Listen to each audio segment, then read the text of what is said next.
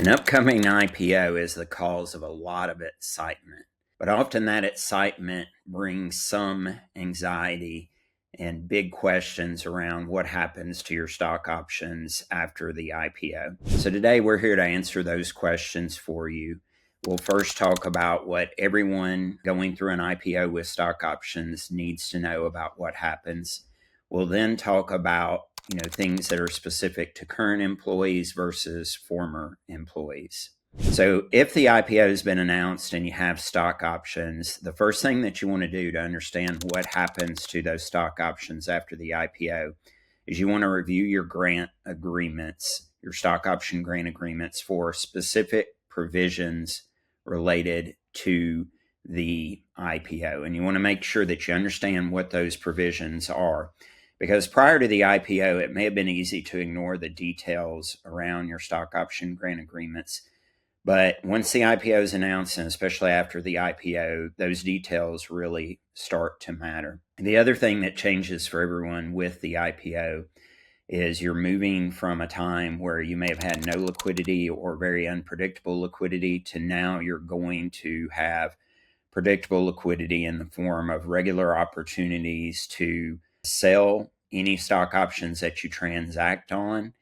And you're also going to have a stock price after the IPO that's going to be updated daily based on how the stock performs in the market. And with that price that's changing daily, that means that your bargain element, which is one of the key details related to your stock options, is also going to be changing daily.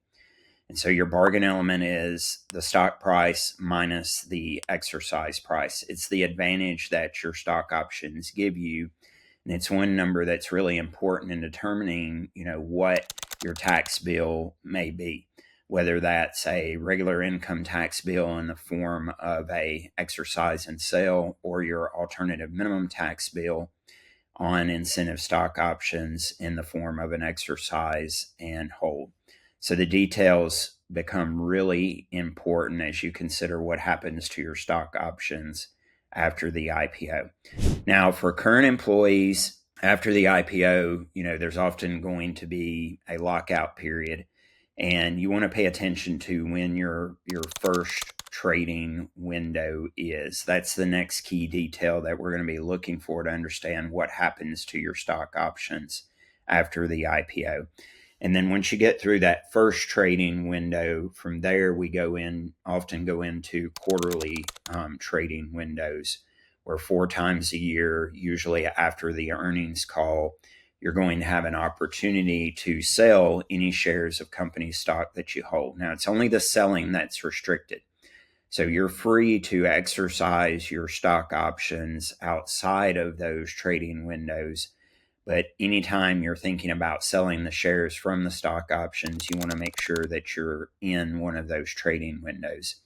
And so with current employees after an IPO, and especially after that first trading window, we usually get into a routine that revolves around those quarterly trading windows where we're looking at how's the stock performing, how is the performance of the stock impacting our plan, how's it impacting the taxes, and just kind of running through that routine once a quarter to get to where we know what to do. We know that we've got taxes taken care of. And then most importantly, if we're selling shares, we know how we're investing those proceeds after taxes. Now, for former employees, first trading window is also at play. And it's becoming more and more common for us to see differences between the first trading window that's available to current employees versus the first trading window that's available to former employees. So you want to make sure that you pay attention to that key detail and identify, the day when you can first start trading shares after the IPO. The other thing that you want to pay attention to as a former employee, going back to reviewing your stock option grant agreements, which is one of the first things that you want to do, is you want to pay attention to see if you have a provision around accelerated expiration of your stock option grants.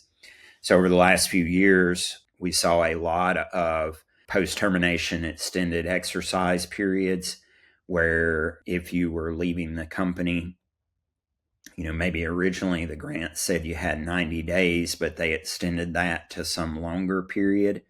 And sometimes we see those provisions have accelerated expiration triggered by an IPO. So maybe when you left, you had 7 years. But if the IPO happens during one of those 7 years, you don't have the remaining time period. You now have 9 months to exercise your stock options, or else they expire. So this is really key, and it's something that you want to pay close attention to. Everything that we've talked about today is related to what happens to your stock options after the IPO. But I want to make a quick note on restricted stock units, because there can be specific things that happen related to RSUs after an IPO. You want to pay attention to that. It's kind of beyond the scope of this video. But the other reason that I mention RSUs is because what's going on with your RSUs can relate to what's happening with your stock options and to how we're going to plan for both. So it's important to understand the specifics of both, and then also to understand the relationship between the two, and to make sure that you're working with an advisor who understands all of this and who is able to build out a plan that really covers what happens to your stock options after the IPO, what happens to your RSUs after the IPO, and how you can get the two to work together for the greatest benefit to you.